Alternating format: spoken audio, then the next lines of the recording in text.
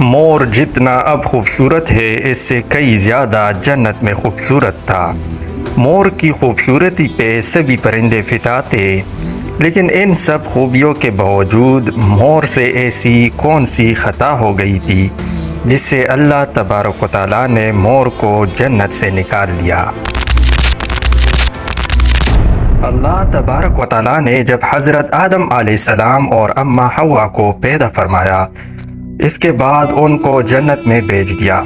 وہ دونوں جنت میں بہت ہی پرسکون رہتے تھے، بہت ہی لذیذ میوے پھل کھایا کرتے تھے، لیکن ایک اناج جس کو کھانے سے اللہ پاک نے انہیں منع فرمایا اور وہ اناج گندم تھا۔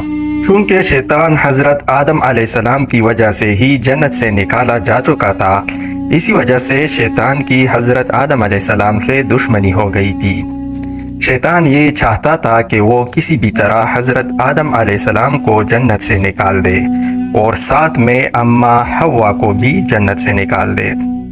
جب شیطان کو یہ خبر ہوئی کہ حضرت آدم علیہ السلام کو تمام میوے کھانے کی اجازت ہے لیکن گندم کھانے کی اجازت نہیں ہے، تو شیطان انتقام کی آگ دل میں لیے جنت کے دروازے کے پاس بیٹھ گیا اور 300 سال تک وہاں پر بیٹھا رہا کہ کوئی جنت کے دروازے سے باہر آئے اور شیطان اس سے بات کر سکے۔ ایک دن اچانک سے مور جنت سے باہر آ گیا۔ شیطان اس کو دیکھتے ہی بہت خوش ہو گیا۔ شیطان نے پوچھا، اے خوبصورت پرندے تم کون ہو؟ مور بولا، میں مور ہوں، اب تم اپنا تعارف کرواؤ۔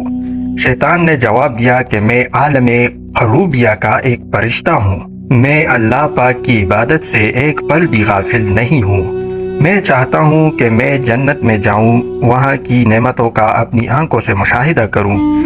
شیطان مور سے کہنے لگا کہ تم مجھے جنت کے اندر لے جاؤ، میں تمہیں 3 ایسی باتیں بتاؤں گا جس سے تمہیں ابدی زندگی حاصل ہو جائے گی، تمہیں بڑھاپا اور بیماری نہیں آئے گی، تم ہمیشہ جنت میں ہی رہو گے۔ شیطان کی یہ باتیں سن کر لالچ میں آ کر مور نے کہا کہ مجھ میں تو اتنی طاقت نہیں ہے کہ میں تمہیں جنت کے اندر لے جاؤں، لیکن ایک سانپ میرا دوست ہے، وہ شاید تمہاری مدد کر سکے۔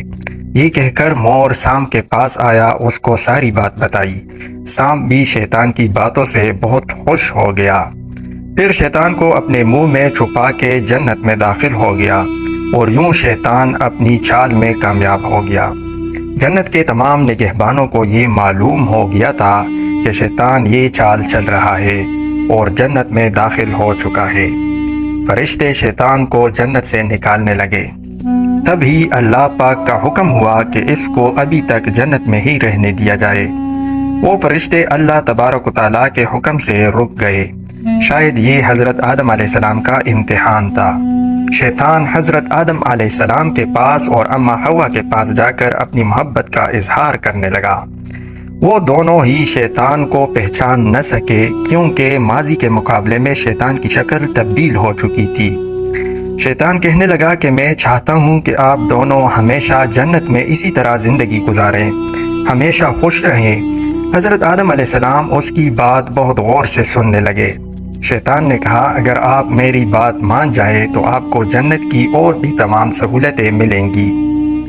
حضرت آدم علیہ السلام شیطان کے بہکاوے میں آ کر کہنے لگے کہ یہ کس طرح ممکن ہے؟ شیطان کہنے لگا، ایک گندم کا دانہ اگر آپ دونوں چکھ لیں تو آپ کو ابدی حیات حاصل ہو جائے گی اور آپ جنت میں ہی رہیں گے۔